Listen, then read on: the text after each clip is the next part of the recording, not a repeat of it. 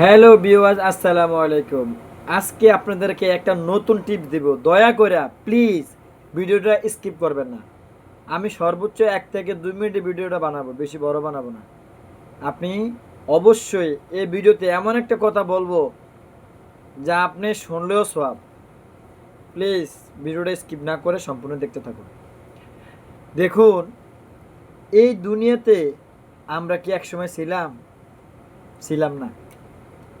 এখন আছি, আবার একসময় থাকবো না। কোথায় ছিলাম, কোথায় আছি, কোথায় যাব, একটু কি চিন্তা করে দেখছেন?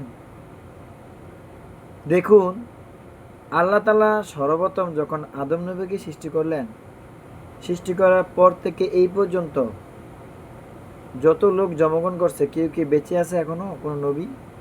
না, নবী রাসূল কেউ বেঁচে নেই। সবাই মৃত্যুর স্বাদ গ্রহণ করে চলে গেছে। তো আপনিও চলে যাবেন, আমিও চলে যাব। পৃথিবীতে অনেক ধন সম্পত্তি অধিকারী লোকেরাও আছে, কিন্তু থাকতে পারে নাই। যেমন নমরুদ, কারুন, ফেরাউন, আবু জাহেল থাকতে পারছে? পারে নাই। কোনো নবীরও থাকতে পারে নাই। এক কথা শেষ, সবারই মৃত্যুর স্বাদ গ্রহণ করতে হবে। আপনারও করতে হবে, আমারও করতে হবে।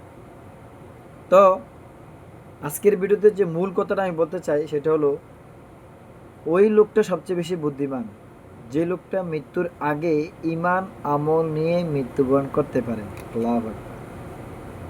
ইমান আমল নিয়ে মৃত্যুবরণ করতে পারে, ওই লোকটি সবচেয়ে বেশি বুদ্ধিমান। দেখুন, যৌবন বয়সে আবাদত বন্দেগী আল্লাহ তাআলা সবচেয়ে বেশি পছন্দ করেন। কারণ কি জানেন? যৌবনকালে আপনি যদি আবাদত বন্দেগী করেন, তাইলে আপনি ভুল ভ্রান্তি কম হতে পারে। কারণ তখন আপনি উপযুক্ত। আপনি যখন সালাত আদায় করবেন, নামাজ পড়বেন, তখন আপনি রুকু সেজদাতে আপনার কোনো সমস্যাই হয় না। ধীরস্থিরভাবে সুশুদ্ধভাবে আপনি দিতে পারেন। কিন্তু যখন একটা বাচ্চা সে পারে না, যখন একটা মুরব্বী সে পারে না। এই জন্য, এবং আল্লাহ তাআলা বলছে তোমরা যৌবন থাকতে, সামর্থ্য থাকতে তোমরা হজ করে ফেলো, সেটা হোক উমরা, সেটা হোক বড় হজ। এখন কেন বলছে যৌবন থাকতে হজ করতে? কারণ হজ একটি কষ্টদায়ক ইবাদত, যেখানে লক্ষ লক্ষ কোটি কোটি মানুষের সমাগম। ওখানে হাজরে আসওয়াদ যখন চুম্বু দিতে যান এবং আল্লাহর গটা যখন ধরতে যান, তখন ওখানে একটা ভিড়াভিড়ি প্রয়োজন হয়, ভিড়াভিড়ি লাগে। কথা কি বুঝছেন? মানে ওইখানে প্রচুর পরিমাণে মানুষ হয়। এখন আল্লাহর গড়টা ঘুরতে গিয়ে এখানে কিন্তু আপনি কি করতে হয়? 7টা তোয়াব করতে হয়, 7বার। এরপরে সাফাল মারো, এখানে 7বার দৌড়ি করতে হয়। এরপরে চুমুইতে গেলে ওখানে তো ভিড়ে ভিড়ে আসেই, অনেকে ধরতেও পারে না। এরপরে আবার আরাফাত ময়দান, উহুদের পাহাড়, ওখানে থাকতে হয়, ওখানে ঘুরতে হয়, ওখানে সব কিছুরই একটা সমস্যা হয়। এরপর আবার মদিনা যেতে হয়। এই জন্য আল্লাহ তাআলা বলছে যৌবন থাকতে তোমরা হজ করে ফেলো। ভাই, যৌবনের ইবাদত আল্লাহ তাআলা বেশি পছন্দ করে। এই জন্য এই সময় থাকতে আপনারা এখনো ইবাদতবন্দি করতে শুরু করে দেন। আপনি দৈনন্দিন জীবনে চলতে গেলে যা যা দরকার তা তা ধরে রাখুন।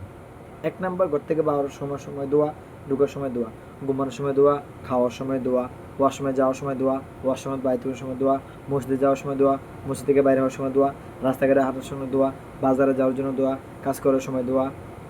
যেমন আমি এখন কাজ করতেছি, কেউ নাই, তাহলে আমি মুখে মুখে জিকির করি, লা ইলাহা ইল্লাল্লাহ মুহাম্মাদুর রাসূলুল্লাহ সাল্লাল্লাহু আলাইহি সাল্লাম, আস্তাগফিরুল্লাহ আস্তাগফিরুল্লাহ, সুবহানাল্লাহ, আলহামদুলিল্লাহ, আল্লাহু আকবার। তওবা করবেন, লা হাওলা ওয়ালা কুওয়াতা ইল্লা বিল্লাহিল আলিয়্যিল আযীম। তো এইগুলো আপনি পড়লে তো আপনার সওয়াবের অধিকারী হইতেছেন। আপনি মরলে জান্নাতে দিবে আল্লাহ তাআলা। কারণ আপনি তিরিং বিরিং করেন, এই সময়টাকে আপনি অন্য কাজে ব্যয় করতেছেন, তো পরে তো এই সময়টা আর পাবেন না। এই জন্য আজকের এই ভিডিওটা তৈরি করা। ভিডিওটা ভালো লাগলে অবশ্যই লাইক করে, কমেন্ট করে এবং সাবস্ক্রাইব করে যাবেন। আমি পরবর্তীতে আরও ভালো ভিডিও দেওয়ার চেষ্টা করবো ইনশাল্লাহ। আসসালামু আলাইকুম।